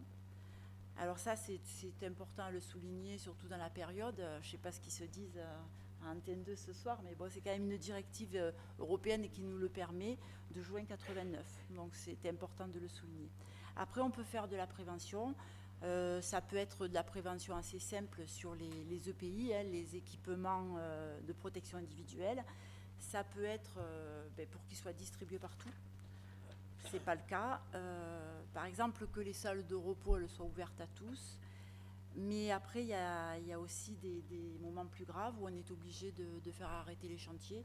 Et je me rappelle d'un petit collègue qui s'était fait élitroyer parce que lui, il travaillait juste dans un chantier clos. Et c'est encore plus difficile. Et il était tombé sur un fer qui était peut-être contaminé. Donc voilà, c'est toujours assez spectaculaire dans le nucléaire. Ça fait peur. Ils ne vendent pas des petits pains et c'est vrai que c'est important. Donc là, on est vraiment confronté à des situations terribles. Ils avaient découvert aussi que le CEA faisait venir pour le compte d'un chantier une entreprise du BTP qui faisait rentrer des cars, des bus remplis de Capverdiens et qui travaillaient bien sûr dans des conditions totalement dégueulasses et déplorables. Voilà. Bon, ça c'est des situations que l'on rencontre. Ce qui est très compliqué à gérer pour nous en tant que syndicalistes, ce sont les écarts de statut et les écarts de rémunération. C'est mal vécu, c'est pas normal, c'est indignant. Et alors, nous, on est dans une approche défensive. On n'est pas là en essayant de faire du mieux, c'est que là, on est vraiment dans le défensif, dans le droit. Au-delà de la question du rôle d'ailleurs du syndicaliste, sur la question de la valorisation tout simplement économique de tous ces impacts, on prend l'exemple finalement des écarts de statut de rémunération. C'est-à-dire que vous avez quand même un certain nombre d'éléments chiffrés qui vous permettent de le révéler. Enfin, j'en reviens un peu sur l'exposé de Christophe, parce qu'à un moment donné, il faut rendre ça visible. Il faut rendre ça visible, oui, pardon, excuse-moi, Jacotte, mais je vais lui redonner tout de suite la parole. Mais enfin, le travail, c'est aussi à travers peut-être les experts avec qui vous pouvez travailler, via peut-être les comités d'entreprise, les bases d'informations qui sont à votre disposition, mais comment vous arrivez finalement à chiffrer quelque part un peu tout cela? Alors, merci Jean-Paul. Alors chiffrer, ben, en fait, on le voit justement parce que comme c'est sur un même site, on réunit les salariés des sous-traitants et les salariés des donneurs d'ordre. Et là, bon, ben, on échange les militants parce qu'on arrive à rentrer, à s'infiltrer dans les sous-traitants. On crée une section et automatiquement, il y a des échanges. Donc, on sait très bien que les sous-traitants sont moins bien payés, moins bien protégés. Ils n'ont pas le même suivi médical. Et c'est pour ça que lors des réunions des instances représentatives, on arrive à obliger, à rappeler aux employeurs leurs obligations. Voilà. Mais c'est pas facile. Après, on a d'autres. On a aussi dans le nucléaire, c'est issu du comité stratégique du nucléaire, on a un cahier des charges, un cahier des charges sociales. Donc ça, c'est un appui pour nous en tant que militants. On veille à ce qu'il soit respecté. Ça aussi, ça peut être un biais. En fait, ce que nous, on insiste beaucoup, c'est qu'il faut limiter la sous-traitance. Il ne faut pas une sous-traitance en cascade, parce que c'est de pire en pire. On a des sous-traitants qui exploitent les sous-traitants, qui exploitent les sous-traitants. Donc voilà. Ça, après, c'est même pour nous, c'est impossible à travailler syndicalement, correctement, comme ça.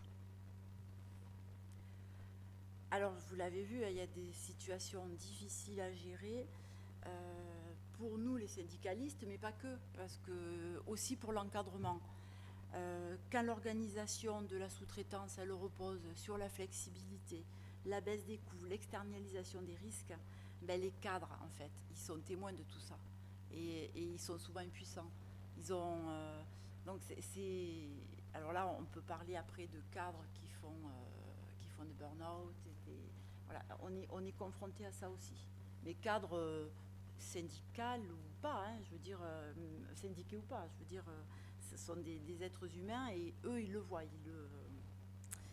Voilà. D'ailleurs, précisons que la CFDT a fait une grande enquête, hein, l'enquête Parlons Travail qui est sortie, et justement dans cette enquête, elle fait ressortir que 70% des répondants cadres disent souffrir d'un manque d'autonomie et d'une marge de manœuvre faible. Là, en l'occurrence, nous, on l'a constaté. Ils sont impuissants souvent.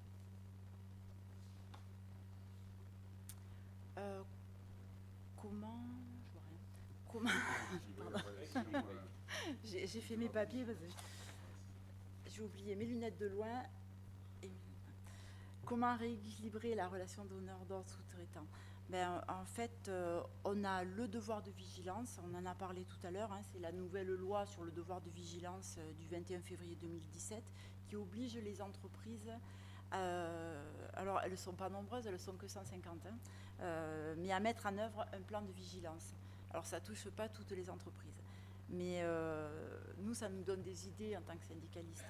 Donc ces plans, ils doivent être élaborés avec les parties prenantes qui devront s'assurer que les sous-traitants pratiquent des rémunérations justes et des horaires de travail décents et ont des conditions correctes de sécurité, qu'ils respectent le droit local en matière syndicale et qu'ils ont des procédures pour lutter contre la corruption. Enfin, donc tout ça, c'est quand même intéressant, cette nouvelle loi, même si elle touche en obligation que 150 entreprises, ça n'empêche pas les autres de le mettre en place, ce n'est pas une interdiction. Voilà. Après, on peut améliorer aussi le dialogue social par le biais de la BDES, la base de données unique. C'est la loi Rebsamen qui a instauré ça et qui renforce la qualité de l'information des instances représentatives du personnel. Alors là aussi, ça nous permet, nous, d'avoir, de peser, de vérifier. Enfin, cette base de données, une fois qu'elle sera, parce que pour l'instant, c'est pas, même si on en est encore un petit peu au balbutiement, mais une fois que ça rentrera dans les mœurs, ça sera une mine d'informations pour nous, les syndicats. Après, on a la présence de représentants du personnel dans les conseils d'administration. Mais ça c'est si la stratégie de l'entreprise se définit au niveau du CA, autrement, bon, voilà. Les informations, consultations obligatoires du comité entreprise, qui se font maintenant en 3 temps, ça c'est la loi Rebsamen toujours, dont le premier temps concerne les orientations stratégiques et leurs conséquences, ce qui permet toujours aux instances représentatives du personnel d'aborder les questions de sous-traitance avec l'employeur. Donc ça aussi, c'est un biais par lequel on peut rentrer. Et puis on peut essayer de négocier des accords de sous-traitance responsables avec des dispositions comme le respect des droits des salariés, des sous-traitants, le suivi médical, parce qu'ils n'ont vraiment pas du tout le même suivi médical. Alors dans le nucléaire, ça pose de sacrés problèmes. Des garanties sur la reconnaissance de la pénibilité. Enfin voilà, on peut faire preuve d'imagination et demander plein de choses. À défaut de ces accords, on peut aussi proposer l'intégration de clauses sociales et responsables dans les accords commerciaux. Donc la RSE dans le processus des achats avec la norme internationale en matière d'achat. C'est ISO 20400. 2400. Il me reste 2 à 3 minutes. J'ai fini après.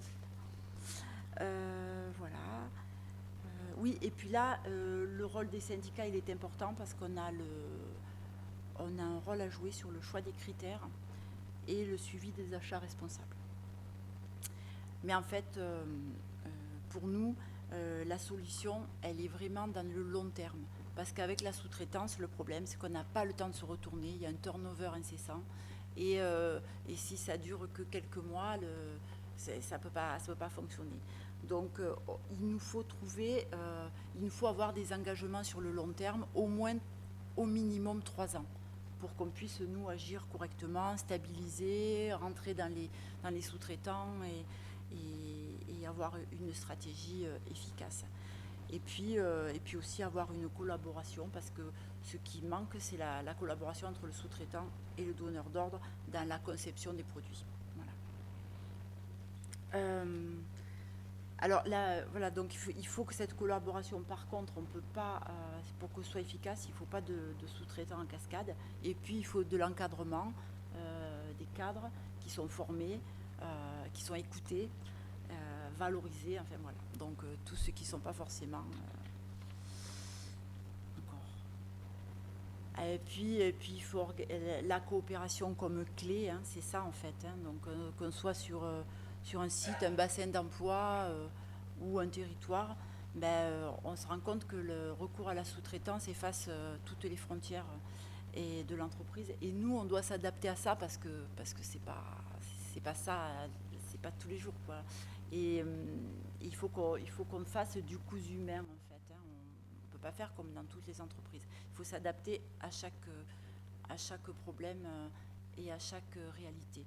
Alors la loi travail, elle donne la possibilité de négocier des accords inter-entreprises.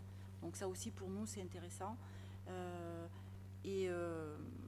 On peut mutualiser les moyens, on peut mettre une commission de suivi de l'accord. Enfin, là aussi on a des moyens d'agir. Mais plus pour les syndicats, il est clair que ce qui est le plus intéressant pour nous, c'est de créer une coordination CFDT de site. Et là, donneur d'ordre, sous-traitant, on arrive à travailler ensemble, on crée du lien, de la solidarité, parce qu'en fait, elle ne se décrète pas, hein, il faut la créer, parce qu'on voit bien que chacun regarde son intérêt, souvent. Voilà. Et puis après, il est important que les revendications syndicales s'articulent entre le territoire et la filière quand elle existe. Voilà.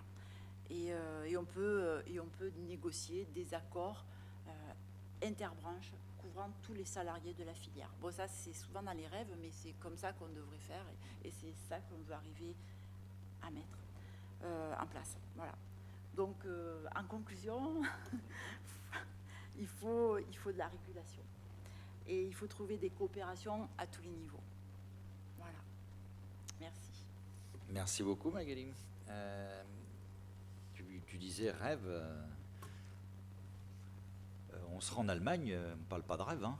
Je veux dire, lorsqu'on est sur des filières d'activité, moi j'entends encore alors c'était pas avec l'Observatoire, mais un patron allemand en disant surtout ne jamais tuer un sous-traitant. Il fait partie quelque part de la chaîne de valeur. Et donc ils ont une approche au niveau des filières qui a sans doute, au moins pour partie, permis, en tous les cas, ou contribué à faire émerger aussi un certain nombre d'entreprises de taille. Voilà, tu parlais de regroupement, on parlait de regroupement tout à l'heure, mais ils ont eu la même approche sur les territoires. Hein, je veux dire, de toute façon. Et alors ça, c'est vrai qu'en France, la seule expérience un peu significative, moi que j'ai connue, c'est dans une région que je connais bien, mais c'est sur le bassin d'emploi de Saint-Nazaire. Où là, effectivement, je veux dire, on a STX, mais alors les sous-traitants, ils sont évidemment nombreux, ils étaient aussi en cascade. Donc avoir quelque part un vrai dialogue professionnel de site, y compris en impliquant les cadres et les managers, le seul problème, c'est qu'il n'y avait qu'une seule organisation qui l'a porté. C'était très très très compliqué effectivement d'aller sur ce terrain-là. Voilà, donc pour dire, chez nous ça paraît parfois très compliqué. Il y a des pays où il ne se pose pas toutes ces questions et le jeu collectif au niveau d'un territoire ou le jeu collectif au niveau d'une filière, c'est un construit et c'est un construit permanent. Donc on a des progrès à faire dans ce domaine-là. Merci à tous les quatre pour effectivement vos interventions. Merci d'être restés assez tard et d'avoir préféré ce débat à d'autres. Merci à ceux qui sont aussi derrière la Web TV qui ont continué à assister à ce séminaire effectivement de l'Observatoire. Ils ont choisi cette TV-là, là aussi, peut-être par rapport à d'autres. Puis merci évidemment à toute l'équipe CFDT Cadre et Observatoire. Merci à Jacotte, à Sylvie, à Anne-Florence, qui ont contribué effectivement aussi à la préparation de cette soirée. Le prochain séminaire aura lieu le 2 juillet normalement, le 4 juillet, pardon, voilà, je m'étais trompé. Mais vous êtes tous invités à venir prendre un pot et on aura l'occasion de prolonger la discussion. C'est en bas, absolument. Merci.